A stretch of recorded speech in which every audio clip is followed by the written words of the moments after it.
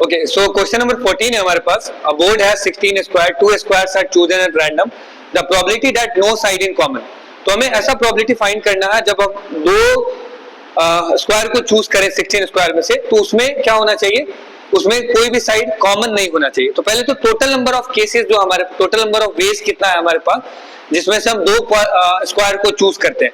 तो इसके लिए हम क्या करते हैं, 16C2, राइट, 16C2 हमारे पास टोटल नंबर ऑफ वेज है सेलेक्ट करने का दो स्क्वायर को 16 स्क्वायर से.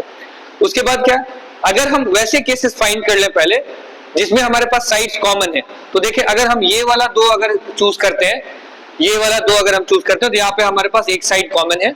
सेम हमारे पास अगर ये दो चूज करते हैं, यहाँ पे एक साइड कॉमन है, ये दोनों अगर चूज करते हैं तो एक साइड कॉमन है. तो तीन केसेस हमारे पास वर्टिकल में है.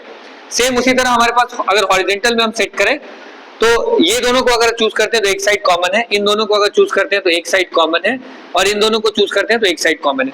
तो हमारे पास हॉरिजॉन्टल में भी तीन है, यानी कि 3, 6, 9, 12, और हॉरिजॉन्टल के लिए भी क्या 3, 6, 9 एंड 12. तो वैसे केसेस जहां पे हमारे पास साइड्स कॉमन है वो कितने हैं, 12 हमारे पास वर्टिकल में है प्लस 12 हमारे पास किसमें, हॉरिजॉन्टल में है. ठीक है. अब ये टोटल केसेस, टोटल वेज से अगर हम माइनस करते हैं तो कितना हो जाएगा, 16C2 हमारे पास कितना हो जाएगा, 15 into 16/2 माइनस 12 प्लस 12 ये कितना हो जाएगा, 24. ये हमें क्या देगा, ये हमें वैसे केसेस देगा जिसमें हमारे साइड्स कॉमन नहीं है.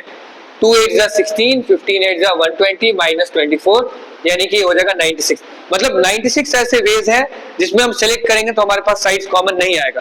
बट ये नंबर ऑफ वेज नहीं पूछ रहा, ये हमारे पास क्या पूछ रहा है, ये प्रोबेबिलिटी पूछ रहा है. तो प्रोबेबिलिटी क्या हो जाएगी हमारे पास, 96 divided by total number of ways कितना था, 120. 24 4 जा 96, 24 5 जा 120. सो फाइनल आंसर हमारे पास क्या आ जाएगा, 4/5.